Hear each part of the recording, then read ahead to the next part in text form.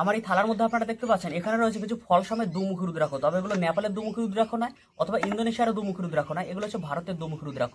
কাল রাতে নদিয়া জেলা থেকে একজন ভক্ত আমায় ফোন করেছিলেন, আর ইনি আমার কাছ থেকে নিতে চান একটি দুমুখী রুদ্রাক্ষ। উনি ডান হাতের বাহুতে পড়তে চান। আর এই ভক্তটি একটি শিব ঠাকুরের ছবি পাঠিয়েছেন আমাকে হোয়াটসঅ্যাপে। ওই শিব ঠাকুরের গলায় ধারণ করার মতন একটি মালা ওনাকে আমায় গেঁথে দিতে হবে। শিব ঠাকুরের সাইজটা বেশ ছোট, ওই শিব ঠাকুরের গলায় ধারণ করার মতন ছোট সাইজের একটা রুদ্রাক্ষের মালা আমাকে গেঁথে দিতে হবে। হয় 5টা অথবা 7টা এরকম কিছু একটা সংখ্যা দিয়ে আমি মালাটি গেঁথে নেবো। তা সবার প্রথমে একটি দুমুখ রুদ্রাক্ষের ফল ছাড়িয়ে ওনাকে ডান হাতের বাহুতে ধারণ করার মতন একটি দুমুখ রুদ্রাক্ষ আগে গেঁথে নেবো। এই ভক্তের সাথে আমার কথা হয়েছে, উনি একদম ছোট সাইজের দুমুখ রুদ্রাক্ষ বা খুব বড় সাইজের দুমুখ রুদ্রাক্ষ নেবেন না, মিডিয়াম সাইজের মাঝারি সাইজের মধ্যে একটি দুমুখ রুদ্রাক্ষ ওনাকে গেঁথে দিতে হবে। থালার মধ্যে থেকে একটি মাঝারি সাইজের দুমুখ রুদ্রাক্ষর ফল আমি তুলে নিলাম। এবার এই ফলটা থেকে ছাড়িয়ে আমি ভেতর থেকে দুমুখ রুদ্রাক্ষটাকে বার করে নিই, তারপর আমি সুতোয় গেঁথে নেবো।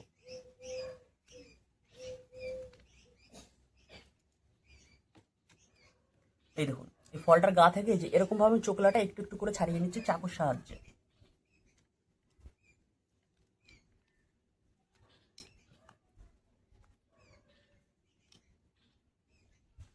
এইরকম হচ্ছে একটা দুমুখী রুদ্রাক্ষ বেরোলো এই ফলটার মধ্যে থেকে। এরকম হচ্ছে চ্যাপ্টা ধরনের দেখতে হয়, এগুলো ভারতের দুমুখী রুদ্রাক্ষ। এই দুমুখী রুদ্রাক্ষটা শরীরে এখনো হালকা হালকা শ্বাস লেগে রয়েছে, তা সেগুলো পরিষ্কার করার জন্য আমার প্রয়োজন একটি ব্রাশের।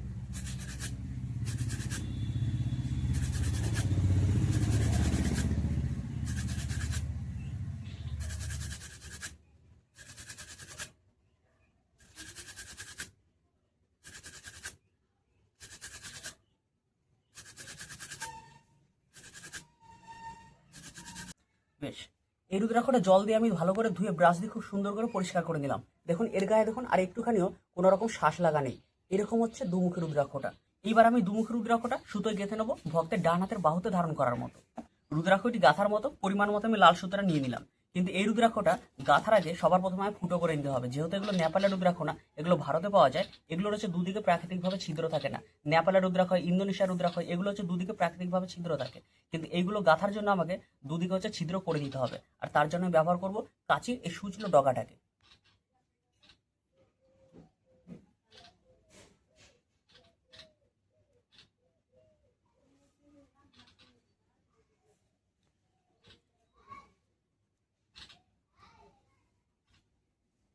এই দেখুন, এই দুমুখ রুদ্রাক্ষের হচ্ছে দুটো রেখা থাকে। এইদিকে দেখুন একটা রেখা গেছে, আর এই পাশে হচ্ছে মাঝখান দিয়ে দেখুন আরো একটা রেখা গেছে। আর এই যে দুটো মুখ ঠিক মাঝখানে যেই জায়গাটাকে মিশেছে, ওই জায়গাটা হচ্ছে আমি এরকম কাঁচির ডগাটা ব্যবহার করে ফুটো করে নিচ্ছি। এইটা হচ্ছে একদিকের ফুটো করলাম, আর এইদিকেও দেখুন কোনো ফুটো দেখতে পাচ্ছেন না। এইদিকে হচ্ছে আমাকে আরো একটা ফুটো করে নিতে হবে সুতোটা গাঁথার জন্য।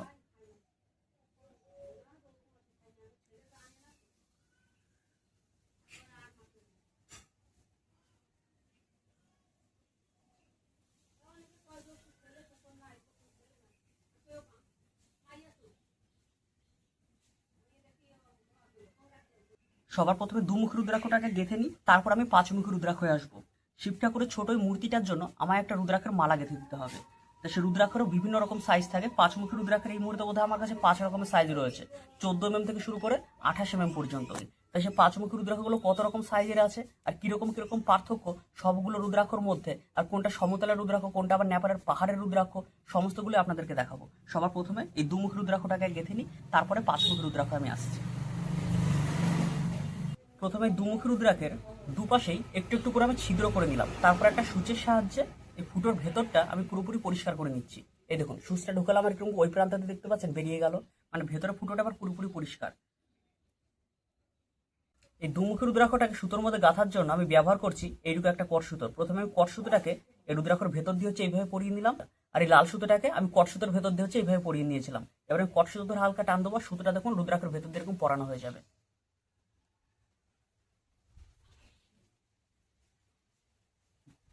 ব্যাস, প্রথমে এখানটা একটা গিট দিয়ে নিলাম, রুদ্রাক্ষটাকে আমি টেনে নিয়ে আসলাম গিটের কাছে, আর রুদ্রাক্ষর পরে দিয়ে নেবো আরো একটা গিট। এই যে দেখতে পাচ্ছেন দুপাশে হচ্ছে আমি একটা একটা করে গিট দিয়ে নিলাম। এবার এই জায়গাটাকে হচ্ছে আমি ব্যবহার করব গাঁথার জন্য। এই ব্যাস, এই সুতোটা ধরে হালকা এরকম টান দেবো, আর এই জায়গাটা একটা ফাঁস গিটের মতো তৈরি হবে। এই দেখুন, ভক্ত এরকম ভাবে বড় করে হাতের মধ্যে পড়বে, তারপর আবার পরিমাণ মতো এরকম ভাবে ছোট করে নিতে পারবেন।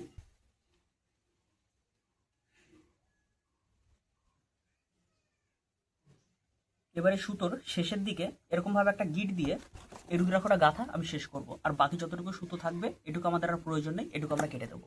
ভক্তের জন্য দুমুখী রুদ্রাক্ষটা হচ্ছে আমার গাঁথা হয়ে গেছে। এইবার হচ্ছে বাকি রয়েছে ওই শিব ঠাকুরের জন্য মালাটা গাঁথা। এই মুহূর্তে আমার কাছে নেপালের 5 মুখী রুদ্রাক্ষ 5 রকমের আছে, মানে 14 mm থেকে 28 mm পর্যন্ত। প্রত্যেকটা সাইজ আপনাদের একটু দেখানোর চেষ্টা করব।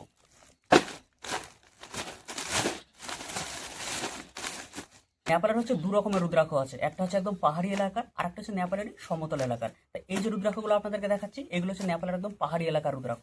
কিরকম দেখতে হয় একবার দেখুন। এই প্যাকেটের মধ্যে যে রুদ্রাক্ষগুলো দেখছেন এইগুলো সাইজ হচ্ছে 27 থেকে 28 mm এর মধ্যে। এই যে একটা রুদ্রাক্ষ তুলে নিলাম, এটার সাইজ হচ্ছে 27 থেকে 28 mm। এই ক্যারি প্যাকেটের মধ্যে যে রুদ্রাক্ষগুলো দেখছেন এগুলো সাইজ হচ্ছে 25 থেকে 26 mm এর মধ্যে। এটা আমি একটা তুলে আপনাদেরকে দেখাচ্ছি। এই দেখুন এরকম হচ্ছে সাইজের পার্থক্য। এটা হচ্ছে 28 mm, এটা হচ্ছে 26 mm, এরকম হচ্ছে ডিফারেন্স। এবার আমি দেখাচ্ছি 22 থেকে 24 mm যে সাইজটা। এই যে ক্যারি প্যাকেটের মধ্যে দেখতে পাচ্ছেন এখানে যে রুদ্রাক্ষগুলো রয়েছে এগুলো সাইজ ওই 22 থেকে 24 mm এর মধ্যে। এইরকম হচ্ছে সাইজের রুদ্রাক্ষগুলোর, এই যে এইরকম। এবারে প্রত্যেকটা রুদ্রাক্ষ আপনাদের একটু পাশাপাশি রেখে দেখানোর চেষ্টা করব। এই যে এইরকম হচ্ছে সাইজের পার্থক্য। এটা হচ্ছে 22 থেকে 24 mm, এইটা হচ্ছে 26 mm, মাঝখানে যেটা রয়েছে, আর এইটা হচ্ছে 28 mm। এরকম হচ্ছে পার্থক্য। তবে এর নিচেও হয় 20 mm, 16 mm, 14 mm এইরকম সাইজ।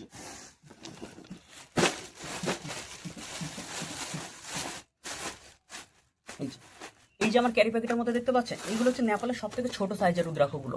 এই দেখুন ওই যে ছোট ছোট যেগুলো রয়েছে ক্যারি প্যাকেটের মধ্যে, এখানে হচ্ছে যতগুলো রুদ্রাক্ষ রয়েছে এগুলো হচ্ছে নেপালের সব থেকে ছোট সাইজের রুদ্রাক্ষ। 14 mm, 15 mm বা 16 mm এইরকম হচ্ছে রুদ্রাক্ষগুলো সাইজ। ভক্তের কাছে যে শিব ঠাকুরটি রয়েছে ওই শিব ঠাকুরের জন্য আমি সব থেকে ছোট সাইজের রুদ্রাক্ষগুলো দিয়ে একটি মালা গেঁথে দেবো। ছোট সাইজের 7টা 5 মুখী রুদ্রাক্ষ বেছে নেওয়ার পরে প্রত্যেকটা রুদ্রাক্ষ হচ্ছে ফুটোগুলো পরিষ্কার করে নিয়েছি, ভেতর থেকে অঙ্কুরগুলো বার করে নিয়েছি, মুখ আর পুচ্ছগুলো যে শ্বাস দিয়ে বন্ধ থাকে সেগুলো আমি সুচ দিয়ে খুব সুন্দর করে পরিষ্কার করে নিয়েছি। এই রুদ্রাক্ষগুলোর মধ্যে সুতোটাকে পরানোর জন্য আমি ব্যবহার করছি এইটুকু একটা কটসুতোকে। এই যে ঠিক এইভাবে আমি প্রত্যেকটা রুদ্রাক্ষকে সুতোর মধ্যে গেঁথে নিচ্ছি। আর প্রত্যেকটা রুদ্রাক্ষ যে আমি গাচ্ছি এই দেখুন পুচ্ছ পুচ্ছ এবং মুখের সঙ্গে মুখ মিলিয়ে মিলিয়ে, ঠিক যেভাবে আমি বড় কোনো রুদ্রাক্ষর মালা গাঁথি অথবা মিশ্রণ গাঁথি।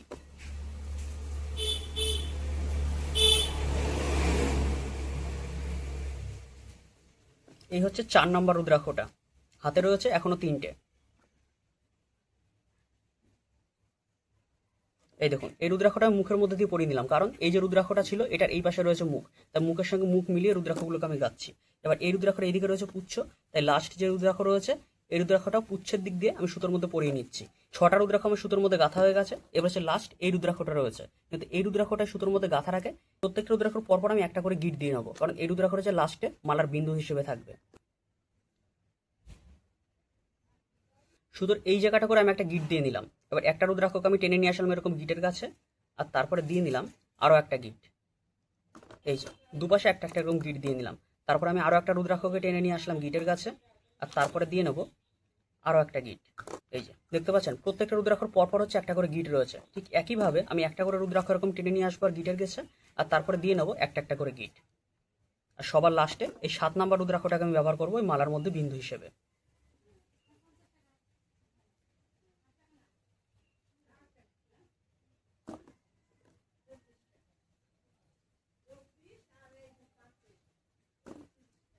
আর এইটা হচ্ছে লাস্ট 6 নম্বর রুদ্রাক্ষটা। প্রত্যেকটা রুদ্রাক্ষর পরপর আমি গিট দিয়ে নিয়েছি সুতোর মধ্যে রুদ্রাক্ষগুলোকে গাঁথার পরে। এইবার হচ্ছে এই যে দুপ্রান্তে সুতো দুটো রয়েছে এই দুটো সুতোকে আমার 7 নম্বর রুদ্রাক্ষর ভেতর দিয়ে পরাতে হবে। এই যে হচ্ছে ভক্তের জন্য সেই শিব ঠাকুরের মালাটা, যেটা আমি একটু আগে তৈরি করলাম। ভক্ত আমায় বলেছিল যে 5টা অথবা 7টা রুদ্রাক্ষের মধ্যে যদি তৈরি হয়ে যায় তাহলে খুব ভালো, কিন্তু এই রুদ্রাক্ষটা 7টা দিয়ে কমপ্লিট করার পরে ভক্ত আমাকে এটাও বলেছিল যে ছোট সাইজের রুদ্রাক্ষ দিয়ে যাতে মালাটি গাঁথার জন্য। তো ছোট সাইজের রুদ্রাক্ষ দিয়ে যে আমি মালাটি গাঁথলাম 7টা রুদ্রাক্ষ এতটুকু মাঝখানে ফাঁকা থাকছে যে শিব ঠাকুরের যে মূর্তিটা রয়েছে গলায় এটা পরানো যাবে না। তো একটু আগে ভক্তের সঙ্গে আমার ভিডিও কলে কথা হলো, উনাকে আমি এটা দেখালাম। দুজনে মিলে এমন একটা সিদ্ধান্তে আসলাম যে লাস্টে যে গিটটা হয় এই গিটটা ভক্ত একটু দূরে দিয়ে নেবে। এতে কি হবে, এই যে বিন্দুতে যে রয়েছে রুদ্রাক্ষটা এটা একটু বড় করে নেবে টেনে, তারপরে হচ্ছে শিব ঠাকুরের গলা এরকম ভাবে পরাবে, আর লাস্টে গলার কাছে নিয়ে এসে এই যে এই রুদ্রাক্ষটাকে টেনে আবার এরকম ছোট করে দেবে, তাহলে ভক্ত এই মালাটি শিব ঠাকুরের গলায় পরাতে পারবেন। তা ভক্ত আমাকে বলেছেন লাস্টে যেন আমি গিটটা না দিই, এই জায়গাটা থেকে হচ্ছে আমি সুতোটা কেটে নেবো, আর এইভাবে এই মালাটি ভক্তের কাছে আমি পাঠাবো। উনি প্রয়োজন মতো দূরত্বে একটি গিট দিয়ে নেবেন। এই যে হচ্ছে ভক্তের শিব ঠাকুরের জন্য সেই মালাটি, আর এইটা হচ্ছে ভক্ত ডান হাতের বাহুতে ধারণ করবেন। ভক্তের জন্য এটা সেই দুমুখী রুদ্রাক্ষ, যেটা আমি সুতোয় গেঁথে নিয়েছিলাম। এবার আমি দু রকমের রুদ্রাক্ষগুলোই কৌটোবন্দি করবো ডেলিভারির জন্য প্রস্তুতি নিতে।